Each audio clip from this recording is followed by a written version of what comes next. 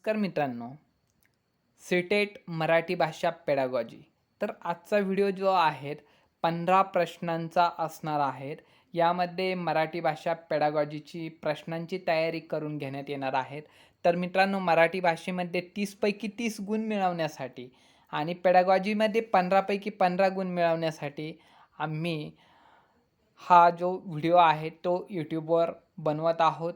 तर मित्रांनो, अशाच प्रकारचे दररोज व्हिडिओचे नोटिफिकेशन सीटेटच्या मराठी भाषेचे किंवा वेगवेगळ्या नवीन अपडेट तुम्हाला मिळत असणार आहेत. आणि मित्रांनो, फक्त मराठी भाषाच नाही तर अनेक विषयांचे आपण व्हिडिओ यूट्यूबवर अपलोड करत आहोत. त्याचं सर्वांचं नोटिफिकेशन मिळवण्यासाठी चॅनलला निःशुल्क सबस्क्राईब करून घ्या मित्रांनो. आणि सीटेटमध्ये प्रत्येक विषयामध्ये 30 पैकी 30 गुण मिळवा. तर चला सुरू करूया. प्रश्न क्रमांक पहिला.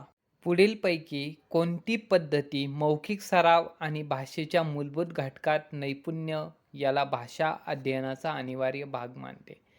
तर बघा मित्रांनो, मौखिक सराव आणि भाषेच्या मूलभूत घटकात नैपुण्य याला भाषा अध्ययनाचा अनिवार्य भाग मानते. जर भाषेचं अध्ययन करायचं आहे, बोलण्याची प्रॅक्टिस करायची आहे, तर त्यासाठी आपल्याला कोणत्या घटकाची, कोणत्या पद्धतीची आवश्यकता आहे? तर श्राव्य भाषिकता.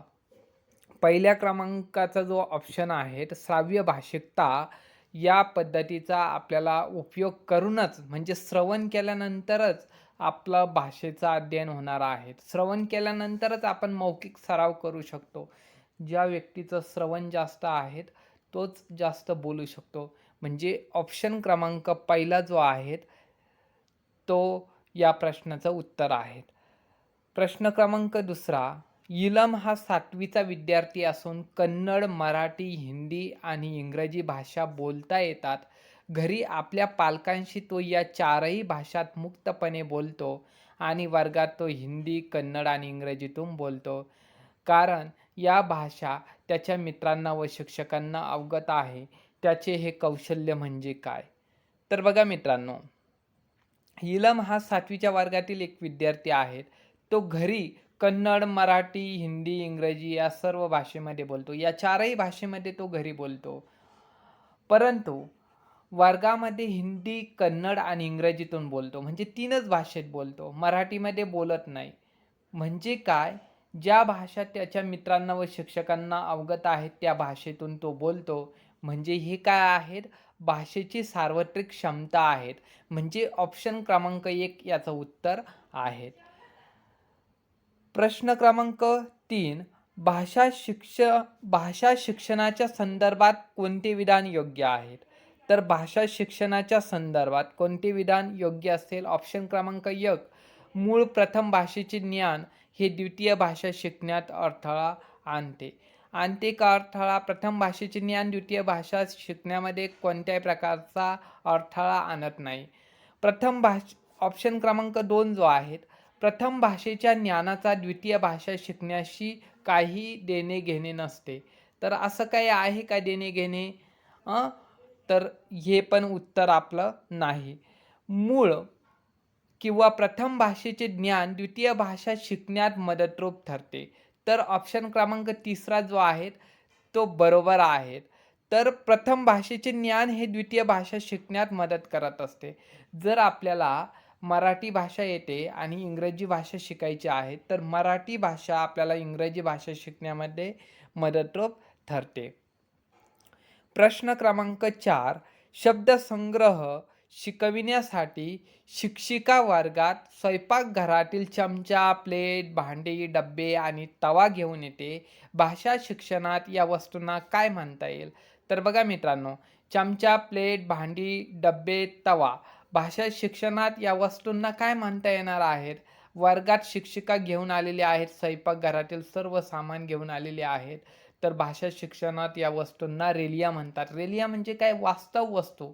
वास्तव वस्तू घेऊन आलेले आहेत. शैक्षणिक साधने म्हणता येईल का? नाही, शैक्षणिक साधने म्हणता येणार नाही. म्हणून ऑप्शन क्रमांक 2 याचं उत्तर आहे रेलिया, म्हणजेच वास्तव वस्तू. कधी कधी ऑप्शन हा वास्तव वस्तू पण येऊ शकतो. प्रश्न क्रमांक 5, निर्देशक ज्ञान म्हणजे काय? डिक्लेरेटिव्ह नॉलेज म्हणजे काय? भाषेतील शब्दांचे उच्चारण जाणणे म्हणजे डिक्लेरेटिव्ह नॉलेज आहेत का? तर नाही.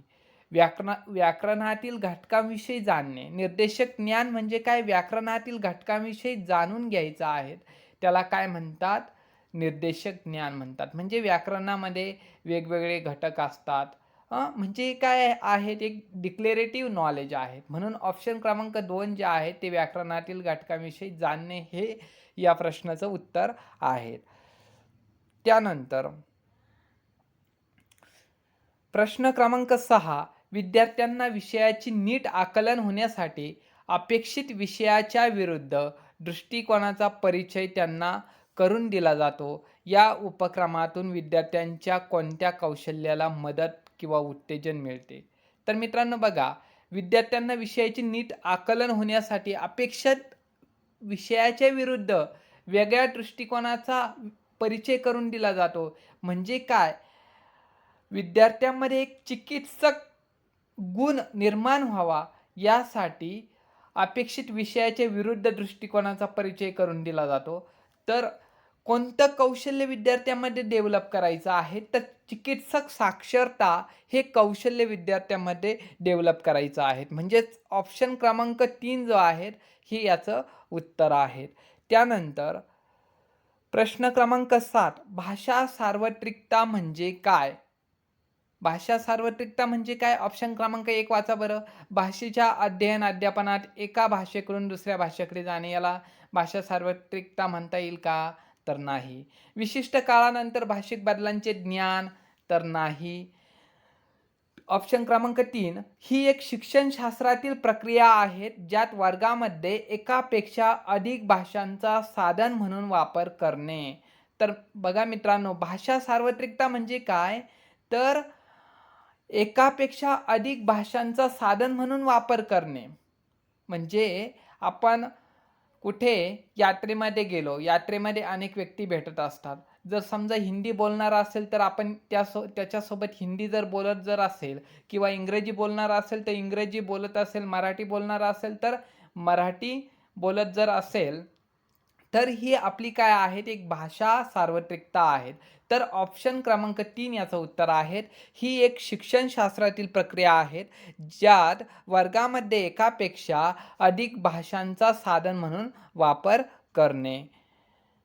त्यानंतर प्रश्न क्रमांक 8, चांगले भाषिक लेखन शिकण्यासाठी पुढीलपैकी कोणत्या प्रक्रियेचा सहभाग असावा? चांगले भाषिक लेखन शिकण्यासाठी तर बघा मित्रांनो, सपोज आपल्याला निबंध लिहायचा आहे. निबंध लिहायचा आहे म्हणजे त्या निबंध कसा लिहायचा त्याविषयीचे विचार आपल्या मनामध्ये असणे गरजेचे आहेत. म्हणजे काय? तर आपल्या मनामध्ये तसे विचार यायला हवे. म्हणजे काय? बुद्धिमंथन व्हायला हवं. म्हणजे पहिला ऑप्शन जो आहे म्हणजे काय? पहिलं काय आहे? बुद्धिमंथन होणं गरजेचं आहे.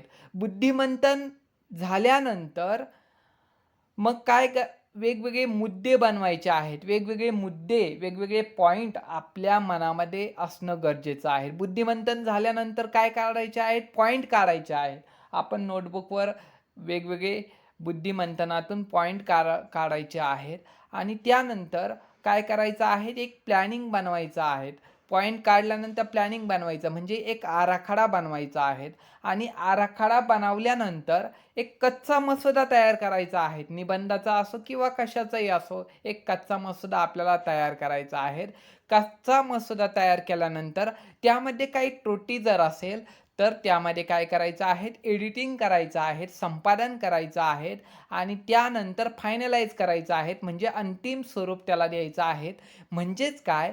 तर ऑप्शन क्रमांक 4 याचं उत्तर असणार आहे. ऑप्शन क्रमांक 4 म्हणजे बुद्धिमंथन, मुद्द्यांचे ताचण, आराखडा, कच्चा मसुदा, संपादन आणि अंतिम स्वरूप. प्रश्न क्रमांक 9, समाजशास्त्र विषयाचे विद्यार्थी व्याख्यानातील मुख्य कल्पना आत्मसात करून त्यांच्या नोंदी टिपतात. तर हे कौशल्य म्हणजे काय? तर बघा, एखाद्या शिक्षकाचे व्याख्यान चालू आहेत आणि तेव्हा विद्यार्थी काय करतात? मुख्य कल्पना आत्मसात करून त्यांच्या नोंदी टिपतात. म्हणजे कोणतं कौशल्य आहेत? याला श्रवण कौशल्य म्हणता येईल का? नाही. लेखन कौशल्य म्हणता येईल का? नाही. ज्ञानात्मक कौशल्य म्हणता येईल का? नाही. तर हे एक अभ्यास कौशल्य आहेत. म्हणजे काय, शिक्षक शिकवत आहेत, व्याख्यान करत आहेत आणि हे नोंदी टिपत आहेत. विद्यार्थी नोंदी टिपत आहेत, म्हणजे काय आहेत? अभ्यास कौशल्य आहेत. ऑप्शन क्रमांक 1 याचं उत्तर आहे. तर बघा मित्रांनो, आपला वेळ जास्त जाऊ नये त्यासाठी आपण शॉर्टमध्ये समजावत आहोत. आता प्रश्न क्रमांक 10 जो आहे, येथे एक प्रश्न आहे, तो वाचा आणि कोणत्या प्रश्नांचे प्रारूप योग्य आहे ते सुचवा. एका लहान मुलीची गोष्ट वाचल्यानंतर तिला होणारा मानसिक त्रास आहे, शारीरिक वेदनांना ती किती धैर्याने सामोरे जाते याची तुम्हाला जाणीव होते. तुम्ही त्या मुलीला कौतुक करणारे पत्र लिहिता. 120 शब्दात हे पत्र लिहा. तर हा कोणत्या प्रकारचा प्रश्न आहे हे आपल्याला शोधायचं आहे. तर बघा, भावदर्शी आहेत का, दीर्घोत्तरी आहेत का, किंवा अंदाजित प्रश्न आहेत का, किंवा स्वच्छंद प्रश्न आहेत का, कोणता प्रश्न आहेत? तर मित्रांनो बघा, तुम्ही त्या मुलीला कौतुक करणारे पत्र लिहिता. कौतुक करणारे पत्र लिहिता म्हणजे आता प्रत्येक विद्यार्थ्याला जर वेगवेगळं पत्र लिहायला लावलं तर ते प्रत्येकाचं वेगवेगळं पत्र असणार आहे. म्हणजे हा जो प्रश्न आहे, कोणता प्रश्न आहे? अंदाजित प्रश्न आहेत. याला स्वैर किंवा स्वच्छंद प्रश्न म्हणता येणार नाहीत. हा एक अंदाजित प्रश्न आहे. म्हणजे ऑप्शन क्रमांक 3 याचं उत्तर आहे. त्यानंतर प्रश्न क्रमांक 11, 8वीच्या वर्गातील शिक्षिका 5 वाक्यांचा इंग्रजी मजकूर वाचते आणि मुलांना काळजीपूर्वक ऐकायला सांगते. यानंतर ती मुलांना 4-4च्या गटात बसून तोच मजकूर वेगवेगळ्या प्रकारे जवळच्या विद्यार्थ्याला सांगायला लावते. ही कृती म्हणजे काय? याला लेखन कार्य म्हणता येईल का? लेखन कार्य म्हणता येणार नाही. परिच्छेद लेखन, सामूहिक लेखन किंवा श्रवण कार्य. तर बघा मित्रांनो, यामध्ये श्रवण कार्य पण होणार आहेत, त्याचबरोबर सामूहिक कार्य पण होणार आहेत आणि एक परिच्छेद लेखन पण होणार आहेत. फक्त श्रवण कार्य होणार आहेत का? नाही. तर यामध्ये परिच्छेद लेखन पण होणार आहेत आणि सामूहिक लेखन पण होणार आहेत. त्यामुळं ऑप्शन क्रमांक 2 आणि ऑप्शन क्रमांक 3 याचं उत्तर असणार आहेत. प्रश्न क्रमांक 12, पुढीलपैकी कोणत्या घटकांचा संबंध शैक्षणिक भाषेतील नैपुण्य किंवा भाषेच्या विविध अंतर्भूत भागांसाठी लावला जातो? तर बघा मित्रांनो, पुढीलपैकी कोणत्या घटकांचा संबंध शैक्षणिक भाषेतील नैपुण्य किंवा भाषेच्या विविध अंतर्भूत भागांसाठी लावला जातो? तर याला काय म्हणता येणार आहे? तर आपण या ठिकाणी बघू शकता. तर याचं उत्तर असणार आहे ऑप्शन क्रमांक 4, ज्ञानात्मक शैक्षणिक भाषा नैपुण्य. त्यानंतर प्रश्न क्रमांक 13, भाषा शिक्षणाच्या संदर्भात राष्ट्रीय शैक्षणिक धोरण 2020 कोणते विधान योग्य नाही? तर यामध्ये कोणते विधान योग्य नाही? तर बघा, त्रैभाषिक धोरणानुसार एका अभिजात भाषेचा अभ्यास. तर त्रैभाषिक धोरणानुसार अभिजात भाषेचा अभ्यास केला जातो का? तर त्रैभाषिक धोरणानुसार अभिजात भाषेचा अभ्यास केला जात नाही. तर कोणतं योग्य नाही म्हटलेलं आहे? तर जे योग्य नाही तेच आपलं उत्तर असणार आहे. पहिला ऑप्शन आपलं उत्तर असणार आहे, त्रैभाषिक धोरणानुसार एका अभिजात भाषेचा अभ्यास. आता ऑप्शन क्रमांक 2 बघा, भाषिक धोरणानुसार मातृभाषा किंवा घरच्या भाषेचा अभ्यास. हे पण बरोबर आहे. ऑप्शन क्रमांक 3 पण बरोबर आहे, त्रैभाषिक धोरणानुसार भारतीय भाषेचा अभ्यास. ऑप्शन क्रमांक 4 बी बरोबर आहे, त्रैभाषिक इंग्रजीचा अभ्यास. तर ऑप्शन क्रमांक 1 जे आहेत याचं उत्तर असणार आहे. त्यानंतर प्रश्न क्रमांक 14, त्रिभाषा धोरणाच्या पुढीलपैकी कोणते विधान योग्य आहेत? आता त्रिभाषा धोरणाचे पुढीलपैकी कोणते विधान योग्य आहे? तर आपण सर्व ऑप्शन वाचूया. काय आहेत ऑप्शन? सर्व मुले त्यांच्या शिक्षणाची सुरुवात इंग्रजी किंवा घरची भाषा माध्यमातून करतात आणि हायस्कूलचे शिक्षण पूर्ण होईपर्यंत किमान 2 अधिक भाषा संपादित करतात. तर शिक्षणाची सुरुवात फक्त इंग्रजी किंवा घरच्या भाषेतून करतात का? तर नाही, तर मातृभाषेतून करत असतात. तर बघा, ऑप्शन क्रमांक 2, सर्व मुले त्यांच्या शिक्षणाची सुरुवात त्यांच्या प्रदेश भाषेतून करतात. प्रदेश भाषेतून करतात का? तर नाही. ऑप्शन क्रमांक 3, सर्व मुले त्यांच्या शिक्षणाची सुरुवात हिंदी या अधिकृत भाषेतून करतात, तर नाही. तर ऑप्शन क्रमांक 4 याचं उत्तर असणार आहे, सर्व मुले त्यांच्या शिक्षणाची सुरुवात त्यांच्या मातृभाषेतून म्हणजेच घरच्या भाषेतून करतात आणि हायस्कूलचे शिक्षण पूर्ण होईपर्यंत किमान 2 अधिक भाषा संपादित करतात. आता प्रश्न क्रमांक 15, शिक्षणाचे फलित विद्यार्थ्याला मदतरूप ठरते. शिक्षणाचे फलित म्हणजे काय? Learning outcomes.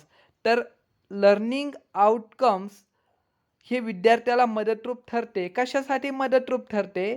तर लक्षणीय क्षमता साध्य करण्यासाठी, काही क्षमता डेव्हलप होण्यासाठी हे जे आहेत लर्निंग आउटकम्स विद्यार्थ्याला मदतरूप ठरत असते. तर मित्रांनो, हा व्हिडिओ आवडला असेल तर चॅनलला सबस्क्राईब करा. अशाच प्रकारच्या नवनवीन व्हिडिओचे नोटिफिकेशन तुम्हाला फ्रीमध्ये मिळत जाईल. त्याचबरोबर मित्रांनो, याचं PDF-सुद्धा तुम्हाला मिळणार आहेत. तर मित्रांनो, चॅनलला सबस्क्राईब करून ठेवा जेणेकरून नोटिफिकेशन तुम्हाला मिळतील आणि व्हिडिओला लाईक करा, जास्तीत जास्त शेअर करा. तर मित्रांनो, पुन्हा भेटूया नेक्स्ट व्हिडिओमध्ये. जय हिंद, वंदे मातरम.